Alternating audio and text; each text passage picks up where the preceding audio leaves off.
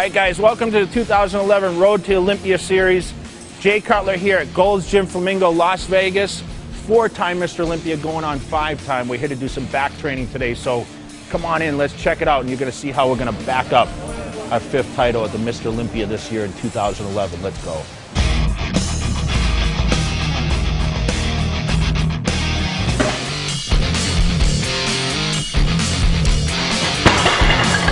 Pretty much I run through my workout the day prior when I plan like back training, so I kind of have an idea what I want to start with, and as I get in the gym I go by feel. But I have 2 different back days where one day I focus on a lot of rowing movements, the other day I focus on more pull-ups and pull-downs and what I call width exercises, whereas the rowing is more for thickness.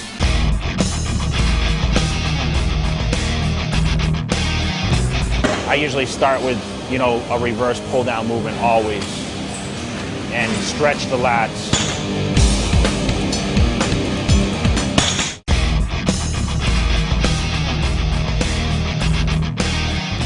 And then, I do one exercise for width, and then I go into the rowing movements, full tilt. And you just go by feel from there through. I don't really have a choice. I kind of look around the gym, see what area is not so crowded, and pick and choose that way.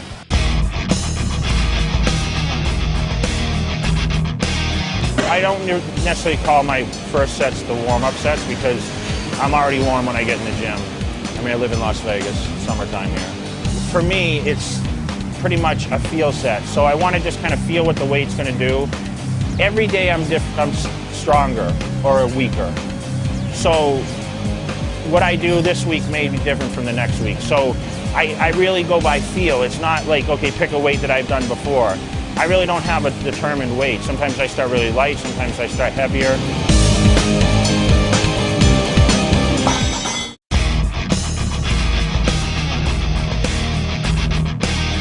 My rep range is 8 to 12 repetitions always. I don't do much less than 8. I'm shooting for 10 to 12 most of the time, sometimes a little higher. But what I like to normally do is around 10 repetitions. That's what I usually aim for with that amount of weight that I can go, not quite to failure, but I'm struggling to get that 10. For me, I just kind of go by feel. So sometimes I stop in the middle of the set just to regroup myself and say, okay, what am I stimulating here? Because sometimes when you get through those fast repetitions, I train quite explosive, and sometimes my form can get a little loose. So I like to stop in the middle and almost tighten things up a little bit, and then it's almost like starting the set over again, a little more stimulation, a little less body movement, body language to try to get that weight moving.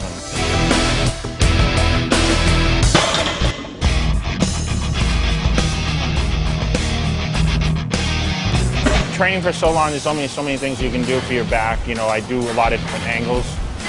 I stimulate different areas of the back with every angle that I usually use. So back and legs are my hardest training body parts. Obviously the biggest body parts too. So I do focus on, hitting those areas twice a week a lot of times. Some touch up on both back and legs. I believe a strong back and a strong set of legs wins bodybuilding competitions. Everyone knows that. So I just feel that having those superior body parts is going to put me, for the number 5 title. Anything heavy, I usually wear a belt. Anything that twists my waist, I usually wear a belt. Anything that I'm bent over in a position where I feel that my back is going to be in a vulnerable position, I wear a belt. You notice on the pull-down movements and such that you don't put a lot of pressure on the waist, I don't wear a belt. So the belt is worn most body parts, but back especially, just because it's a lot of bent over movements, and it's a little safer for the lumbar region to have a little support there. I like to feel a little secure in the movement, so when it gets to heavy weights, I might wrap. I'm a big fan of wrist wraps just because, it does take your mind off of, you losing your grip, especially when you watch me train, you'll see how much volume I do. Eventually your forearms start to give out with gripping that much for so long and that many exercises. You almost need those wrist straps to hold the heavier weights.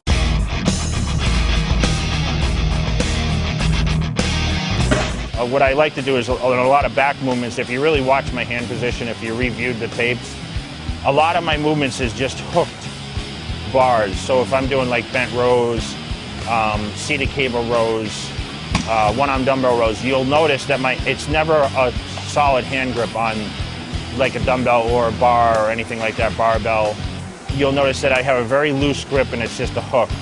And that's very difficult to do without using straps. So the straps come into play definitely at that point.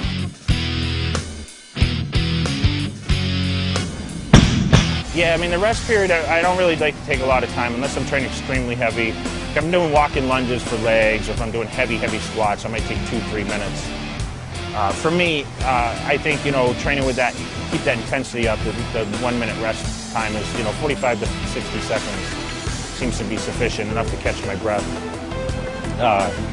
But I like to stay in the set, so I don't wander too far. I don't create any conversation.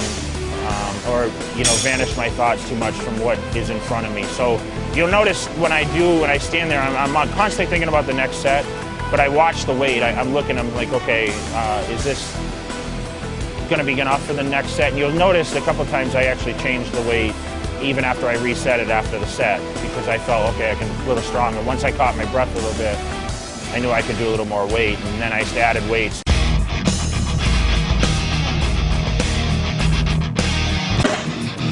It's kind of, going by feel and, just keeping myself in the set. I just try to keep my mind not too focused on anything else other than what's going on the next set.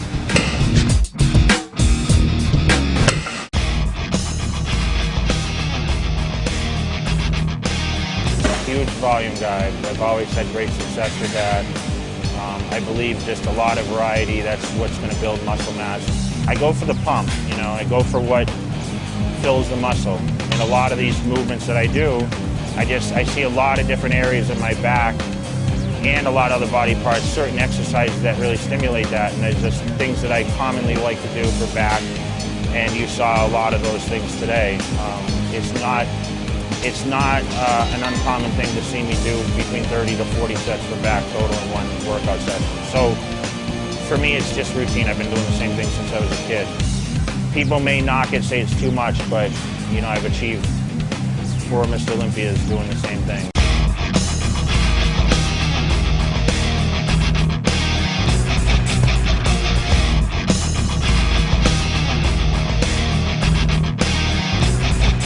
Supplements obviously are very, very handy for me, especially when I'm trying to burn down body fat and, of course, recoup a lot of nutrients that are lost through all the training. So specifically pre-contest, before I do my cardiovascular, I'm always using a fat burner such as hydroxy-cut hardcore. I'm using a lot of branched chain aminos.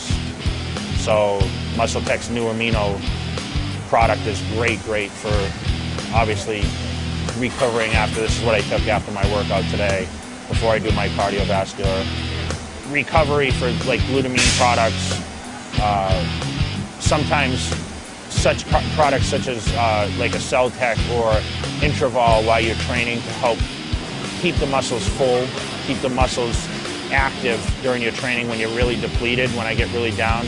I have some high carb days that I'm still able to use those kind of supplements, which a lot of bodybuilders don't get to use. It's going well and I feel very, very strong going into this competition. I'd have to say I turn 38 actually tomorrow. I feel the best I've felt in my career at this point, which is pretty amazing because 38 is considered old to a lot of people, but I think in bodybuilding age, it's a fresh age. Don't count the old man out. All right, you guys seen how the back training's done? We're going for 5 times, remember that. So you guys saw the intensity, you saw the volume, you saw how it's done to be Mr. Olympia, okay? Phil Heath, I hope you're watching, by the way, because this is how it's done here in Las Vegas, and that title is staying in Las Vegas. So we'll see you guys next time. If you guys want to check out more information, check out MuscleTech.com, bodybuilding.com. Here we are, 4-time Mr. Olympia, Jay Cutler. 2011 Mr. Olympia, I will be the one. So we'll see you guys there.